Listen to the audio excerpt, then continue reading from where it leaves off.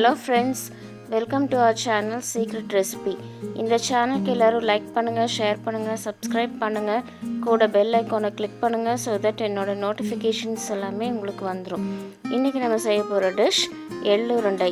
இதுக்கு தேவையான இன்க்ரீடியன்ட்ஸ் எள்ளு, வெல்லம். அடுப்பில் ஒரு பேன் வச்சுருக்கேன்.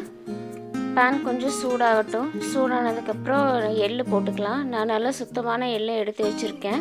அதில் மண் தூசி எதுவும் இல்லாமல் பார்த்துக்கோங்க. இருந்தால் அது நல்லா க்ளீன் பண்ணி எடுத்து வச்சுக்கோங்க. நான் எல்லாம் க்ளீன் பண்ணி நான் எடுத்து வச்சுருக்கேன். இதை நல்லா ஃப்ரை பண்ணிக்கலாம். எள்ளு நல்லா பொரியிற வரைக்கும் நல்லா ஃப்ரை பண்ணிக்கலாம். இது நல்லா சூடாகும்போது நல்ல வாசனை வரும். வாசனை வந்து பொரிய ஆரம்பிச்சிடும். அடுப்பு எப்போவுமே ஸ்லோ ஃப்ளேம்லேயே வச்சுக்கோங்க. ஹை ஃப்ளேமில் வச்சிங்கன்னா அது சீக்கிரம் கரிஞ்சு போயிடும். அதனால் ஸ்லோவாக வச்சு நீங்கள் ஃப்ரை பண்ணிக்கோங்க. இப்போ நல்லா பொரிய ஆரம்பிச்சிருச்சு. நான் அந்த எள்ளை ஃபுல்லாக போடல. நான் 100 grams எள்ளு நான் எடுத்து வச்சுருக்கேன். அதை நான் ஒட்டுக்கா போடலை, கொஞ்சம் கொஞ்சமாக போட்டு தான் நான் ஃப்ரை பண்ணுறேன். ஒட்டுக்கா போட்டிங்கன்னா ஃப்ரை பண்ணுறது கொஞ்சம் கஷ்டம். ஸோ கொஞ்சம் கொஞ்சமாக போட்டு அதை ஃப்ரை பண்ணிக்கோங்க.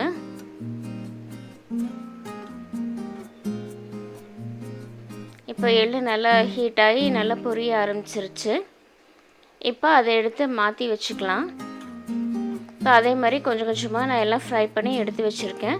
இதை நான் ஒரு ஜாரில் ட்ரான்ஸ்ஃபர் பண்ணிட்டேன். 100 grams எள்ளுக்கு நான் 100 grams வெல்லம் எடுத்து வச்சுருக்கேன். 2 ஒட்டுக்கா போட்டு மிக்ஸி ஜாரில் போட்டு நல்லா பவுடர் பண்ணி எடுத்து வச்சுட்டேன். இப்போ இது பவுடர் ஆயிடுச்சு.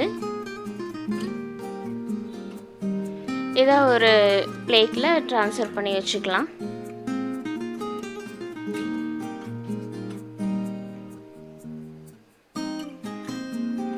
இப்போ கையில் எடுத்து பார்த்தாவே தெரியும், அது நல்லா உருண்டை பிடிக்கிற மாதிரி இருக்கும்.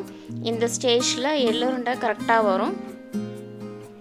இப்போ அதை ஒன்றா எடுத்து நல்லா உருண்டை பண்ணி வச்சுக்கலாம். இதை ஒன்றா எடுத்து நான் உருண்டை பண்ணி வச்சுக்கிறேன்.